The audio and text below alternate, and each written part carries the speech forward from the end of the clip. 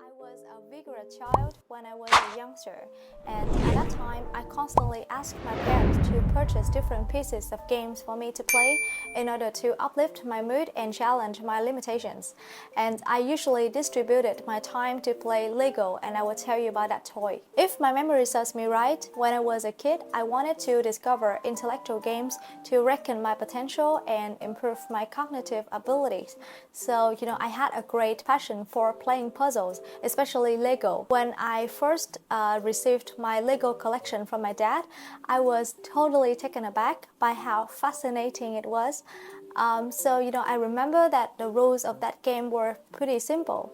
I just utilized my creative faculties to stick some pieces of Lego on the board and created my own houses or trees. When I was bored to death, I tended to play Lego with my siblings or my cousins to blow up some steam and have a while of time with each other. So I remember that when playing, we could crack some jokes and express our personal emotions about different aspects in life. So those times were indelible to my recollections.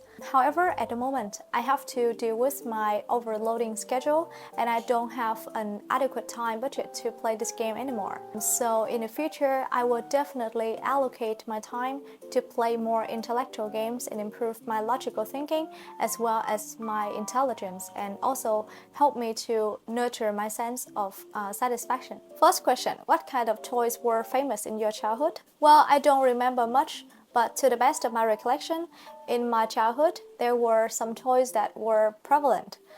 For example, girls had a thing for Barbie dolls, while the opposite gender were really into some racing cars or simple toys that were made of natural materials. That's why kids allocated most of the time to play with each other and enhance their creativity by creating their own games or toys to play. So I think that tendency was pretty positive for their development, since they had more chances to collaborate together and enhance their communication skills. The second question is, how about the toys that are prevalent in today's world? In the light of the proliferation of technology, today's toys are sophisticatedly integrated with a lot of fascinating functions like sound effects, alluring designs, which capture children's attention right away. So I think this factor can bring some drawbacks to their enhancements, since they can be totally hooked on those toys and sit at one place to play with those toys for a long period of time, which can have an adverse bearing on their mental and physical health. So I suppose that parents should regulate their interaction with toys in order to help them shy away from a sedentary lifestyle and improve their mental and physical strengths. The third question is, do you think parents should buy more toys for their children, or should they spend more time with them instead? Well, I have mixed feeling towards this aspect. On the one hand, I suppose that parents should buy more cutting-edge toys in order to help children improve their imaginative faculty and other abilities, since today's toys are well designed to provide useful sources for children to improve their thinking and intellect. However, on the other hand, I suppose that children are vulnerable and they can be adversely affected by external factors. So parents should be the persons that spend more time interacting with them, so this can help them enhance their soft skills such as communicating, negotiating, or problem-solving skills. Ok, bây giờ chúng ta hãy cùng nhau học từ mới nha. Có một số cụm mình thấy khá là hay cho nên mình sẽ nhắc lại cho các bạn nhớ.